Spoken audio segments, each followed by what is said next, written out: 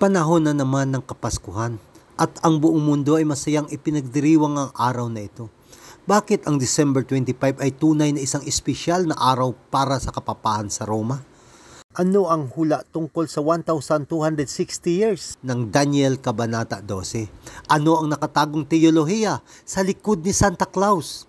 Ito ang propesiya ng Christmas na maaring hindi mo pa alam. Maligayang pagdating mga mahal na mga kaibigan dito sa channel ng Vince Traveler's Diary para sa programa ng mga istorya, propesiya at mga katotohanan mula sa Biblia. Maaari po ba kung bago pa lang kayo sa channel nito, please paki-subscribe, paki-like at paki-click lang po ang notification bell para ma-update kayo sa mga bagong video. Ito ang pag-aaralan natin ngayon, mga propetikong babala na dapat mong malaman.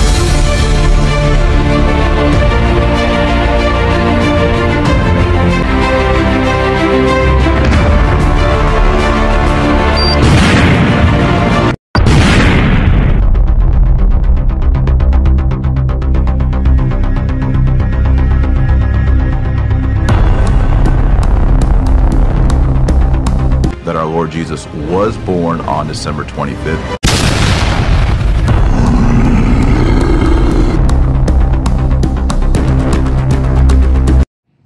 Bakit ang December 25 ay pinaka-espesyal na araw para sa kapapahan at sa Roma? Ang sagot ay sa Daniel, Kabanata 12, talatang 11. At mula sa oras na ang pang-araw-araw na handog na susunugin ay aalisin at maitatayo ang kasuklam-suklam na naninira, ay magkaroon ng 1,290 araw. Ang propetiko na isang araw ay katumbas ng literal na isang taon ayon sa Ezekiel 4, versikulo 6. Ang 1,290 taon na propesiya ay isang maliit na bahagi lamang sa loob ng isang mas malaking propesiya ng 2,300 na inihula ni Daniel mula sa Daniel Kabanata 8, talatang 14 hanggang sa 2,300 na hapon at umaga kung magkagayoy malilinis ang santuario. Kaya una, mayroong 490 years sa loob ng 2,300 years at ito ay nagsimula noong 457 BC. Noong 27 AD ay ang bautismo ni Jesus. Noong 31 AD, ang pagpapako kay Jesus sa krus. At noong 34 AD naman ay siyang pagbato kay Esteban kung saan ang ebanghelyo ay ipinangaral sa mga Hentil. Ngunit, ano ang kahalaga ng pitsang 508 AD? Ano ang kinalaman nito sa pagiging supremacy ng kapapahan? Si King Clovis na isang paganong hari ay kinasusuklaman niya ang mga Kristiyano at ang Kristyanismo, ngunit siya ay may asawang debutong Katoliko na si Clotilde at si Haring Clovis ay naging Katoliko pagkatapos ng siya ay nagtagumpay sa isang labanan-laban sa Alemani dahil ipinanata niya na siya ay magiging Katoliko kapag siya ay magtagumpay sa digmaang ito. Kaya dinurog niya at pinasuko ang tatlong barbarong kahariang Arianismo. Sino ang tatlong barbarong Arianismo? Ito ang Heruli, Vandals at Ostrogoth. Dahil ito ang mga pangunahing kaharian na naging hadlang sa hindi mapag-alinlangan ng kapangyarihan ng kapapahan na inalis noong taong 507 AD at ganap na natalo at dinurog noong 508 AD. Gaya ng hinulaang hula, si King Clovis ay pinarangalan ng Papa noong 508 AD. Ang kapapahan at ang Roma ay nagbunyi at ito ang pinakamalagang araw para sa kanila at naging kapanalig siya ng kapapahan kasama ng iba pang mga tribo gaya ng Visigoth na sa kalaunan ay tinalikuran ng paniniwalang Arianismo at pumabor sa Katolisismo at nagalak ang kapapahan. Kung bakit? Dahil si King Clovis ay nabautismuhan noong December 25, 496 AD.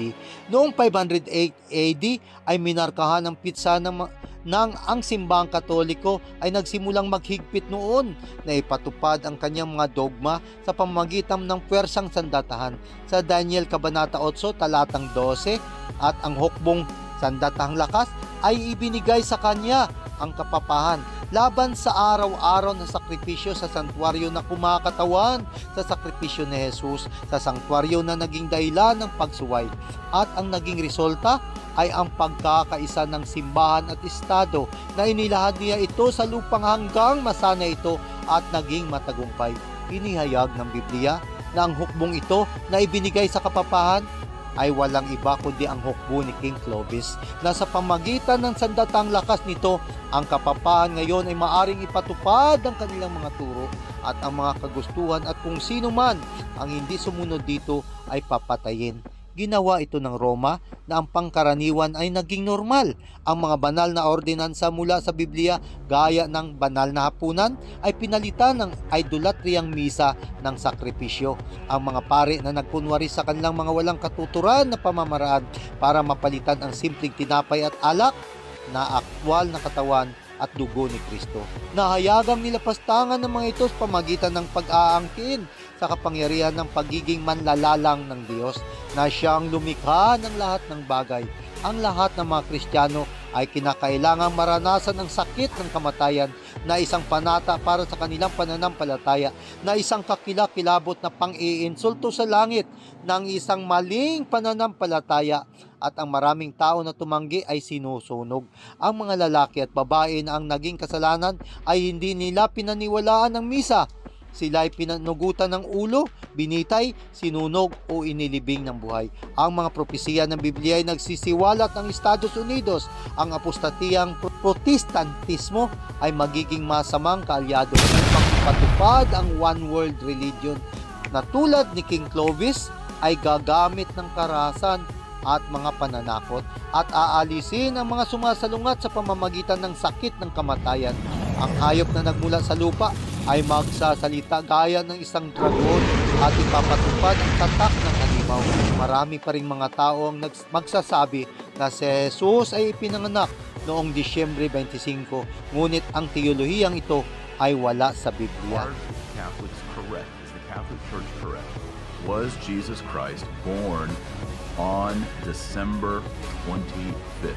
Today I'm going to make the strong case that our Lord Jesus was born on December 25th. Bakit itinago ng Diyos ang petsa ng kapanganakan ni Jesus?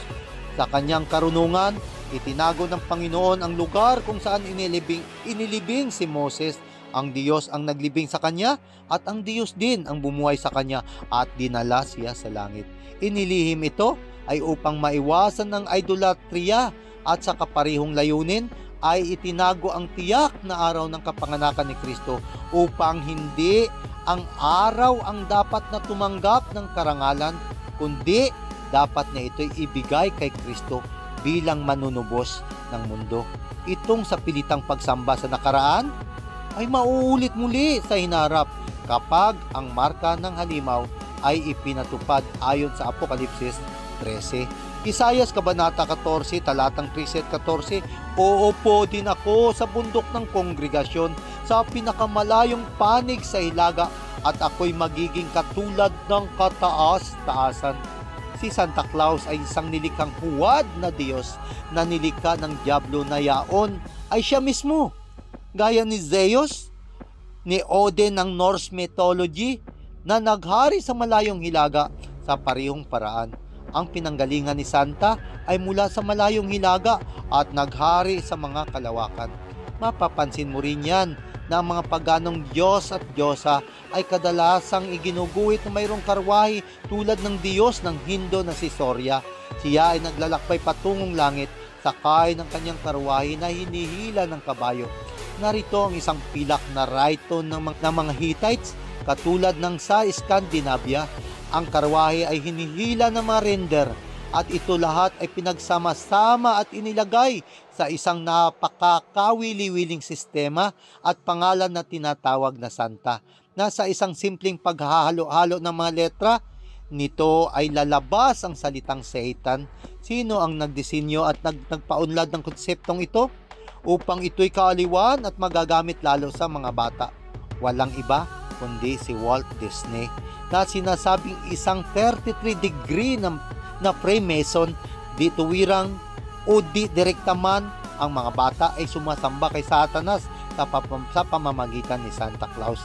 Ayon kay Barbara J. Walker, The Woman's Encyclopedia of Myths and Secrets, pages 725 to 726, ang 4th century ay isang patunay sa kasaysayan na nagpapakita na si Saint Nicholas ay hindi kailanman umiral bilang isang tao, sa halip ay isang Kristiyanong bersyon ng iba't ibang paganong Diyos at Diyosa ng karagatan. Sa Griyegong Diyos, ito ay si Poseidon. Sa Romanong Diyos, ito ay si Nepion.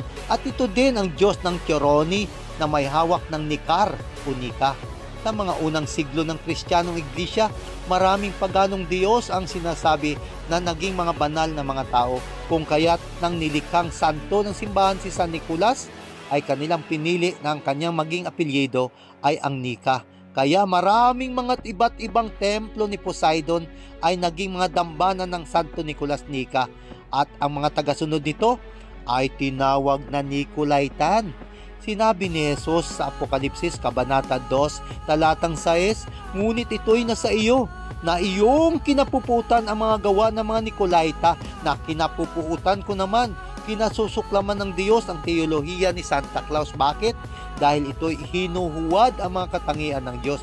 Ang unang teolohiya ni Santa, na siya'y halos kahit saan o omnipresent, na maari niyang bisitahin ang libu-libo at milyong tahanan sa isang gabi lamang.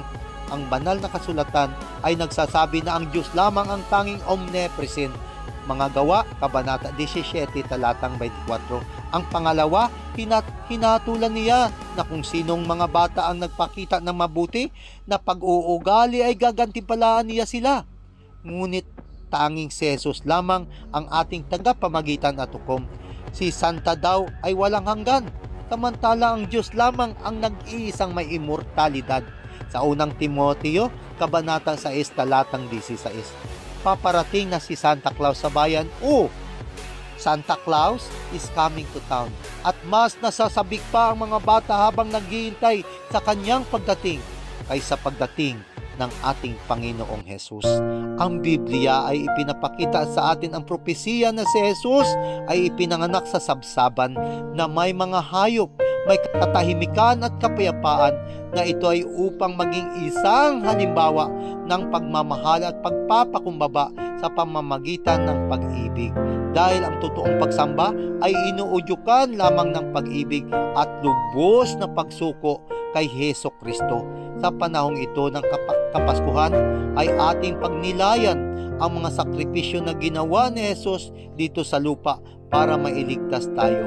Mangyaring i-type lang ang inyong mga komento sa comment section. Susuko ako sa aking Panginoong Jesus. Si Jesus ang tanging dahilan sa bawat panahon. Si Jesus na siyang ating tanging pastol, naway tayong lahat ay patuloy na hanapin ang katotohanan dito sa istorya, propesiya at mga katotohanan mula sa Biblia.